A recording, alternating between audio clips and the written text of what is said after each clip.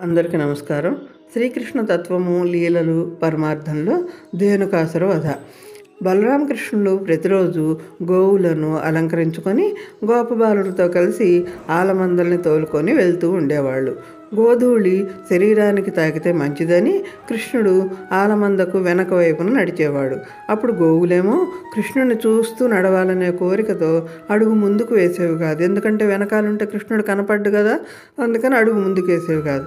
అది చూసి కృష్ణుడు ఒకసారి ఆలమందకు ముందర వైపున, ఒకసారి మధ్యన, ఒకసారి వెనకాల వైపున అలా నృత్యం చేస్తూ అటు ఇటు తిరుగుతూ ఉండేవాడు. అందరికీ ఆనందాన్ని పంచుతూ ఉండేవాడు. అదే గోవులకు కృష్ణునికి అంటే భక్తులకు భగవంతునికి గల సంబంధం. అవ్యక్త మధురం కదా. ఒకరోజు అలా ఆడుతూ పాడుతూ పశువులను మేపుకుంటూ అరణ్యానికి దగ్గరగా వెళతారు. ఆ అరణ్యం కూడా మధురానగర్కి కొంచెం దగ్గరగానే ఉంది. ఆ అరణ్యంలో తాళవనం అనే సువాసన గల తాటి చెట్లతో నిండిన వనం ఒకటి ఉంది. ఆ వనంలో ఉన్న తాటి చెట్లు ఎన్నో పళ్ళను కలిగి ఉన్నాయి. ప్రతి చెట్టుకి ఎన్నెన్నో పళ్ళు, పైగా ఎంతో తీపిగా ఎంతో రుచిగా ఉంటాయట ఆ పళ్ళు. అవి చూసిన వారికి ఎవరికైనా సరే నోరూరిపోవాల్సిందే, అలా ఉన్నాయట ఆ పళ్ళు. ఎంత నోరూరినప్పటికీ ఆ పళ్ళను ఎవ్వరూ కోసేవారు కాదుట. అసలు ఆ వనంలోకే వెళ్ళేవారు కాదుట. ఎందుకంటే ఆ వనంలో ఎంతో శక్తివంతమైన ధేనుకాసురుడు ఉండేవాడట.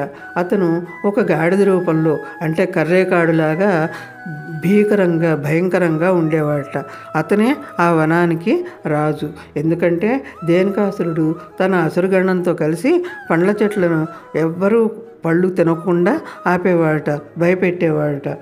ఎవరు ఆ వనంలోకి వెళ్ళినా ప్రాణాలతో రామనే భయంతో ఎవరూ అటు ఛాయలే వెళ్ళేవాళ్ళు కాదుట. అయితే అక్కడికి వెళ్ళిన ఆ గోపబాలుడికేమో ఆ పండ్లను తినాలని కోరిక. కృష్ణయ్యతో అదే చెప్పారట. కృష్ణయ్య, ఆ పళ్ళు భలే రుచిగా ఉంటాయి కదా, భలే బాగుంటాయి కదా అని. మరి భక్తుల మాట పరమాత్మ విని తీరాల్సిందే కదా, అదే కదా పరమాత్మ అంటే. అందుకని వారి కోరిక నెరవేర్చడానికి బలరామకృష్ణులు ఇరువురు వనంలోకి వెళ్ళి అదంతా చుట్టూ చూశారట. బలరాముడు తాళవృక్షాలని గట్టిగా పట్టి ఊపి పళ్ళను రాలగొట్టాడట. ఆ బలమైన కుదుపుకు చెట్టు కంపించగానే చప్పా చప్పా చప్పా అంటూ శబ్దం చేస్తూ తాటిపళ్ళన్నీ కింద పడ్డాయిట. అది చూసి గోపబాలుడు ఆనందంతో పరుగున చెట్ల దగ్గరకు వచ్చి ఆ పళ్ళను తింటూ కేరింతలు కొడుతూ ఎంతో ఆనందించారట. ఎప్పుడైతే పెద్ద చప్పుడు చేస్తూ పళ్ళన్నీ రాలి కింద పడ్డాయో ఆ శబ్దం విని ధేనుకాసురుడు కోపంతో అక్కడికి వచ్చాడట. వస్తూనే బలరామకృష్ణులపై దాడి చేశాడట. ధేనుకాసురుడు గాడిద రూపంలో ఉన్నాడు కదా, అన్నీ గాడిద చేష్టలే. భీకరంగా కాళ్లతో తన్నటం, దంతాలతో దాడి చేయటం మొదలైనవి చేస్తున్నట్ట. ధేనుకాసురుడు ఎంత దాడి చేస్తున్నా బలరాముడు మాత్రం తన ముఖం మీద చిరునవ్వును సడలనీయకుండా అట్లాగే నిలబడ్డాడట. ఎవరికైనా ఎంత ఓర్పు ఉంటుంది చెప్పండి. మళ్ళీ దాడి చేస్తున్న ఆ ధేనుకాసురుడిని అతని వెనక 2 కాళ్లను పట్టుకొని చక్రం వలె గిరగిరా తిప్పి తాళవృక్షానికేసి గట్టిగా కొట్టాడట. ఆ దెబ్బకు ధేనుకాసురుడిలో కోపం పెరిగి గోపబాలుడు వెంట పడ్డాడట. ఎప్పుడైతే గోపబాలుడు వెంటబడ్డాడో కృష్ణుడికి కోపం వచ్చి అసురుణ్ణి గట్టిగా విసిరి కొట్టాడట. ఆ అసురుడు ఆ విసురుకి ఆకాశంలోకి ఎగిరిపోయాడట.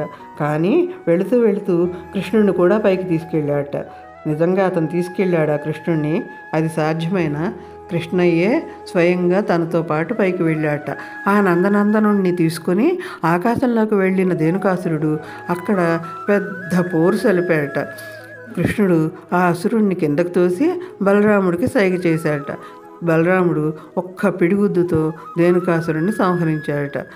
ఆ రక్కసుని తేజం, అంటే ఆ అసురుడి యొక్క ప్రాణము ఆ దేవుళ్ళలో కలిసిపోయిందిట, పరమాత్ముల్లో లీనమైపోయిందిట.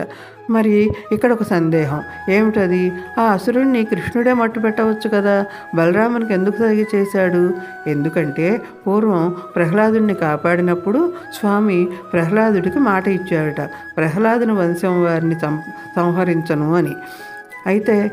అయితే ఉంది, ఆ ధేనుకాసురుడు ప్రహ్లాదుని వంశం ఎవడైనా బలిచక్రవర్తి కుమారుడు.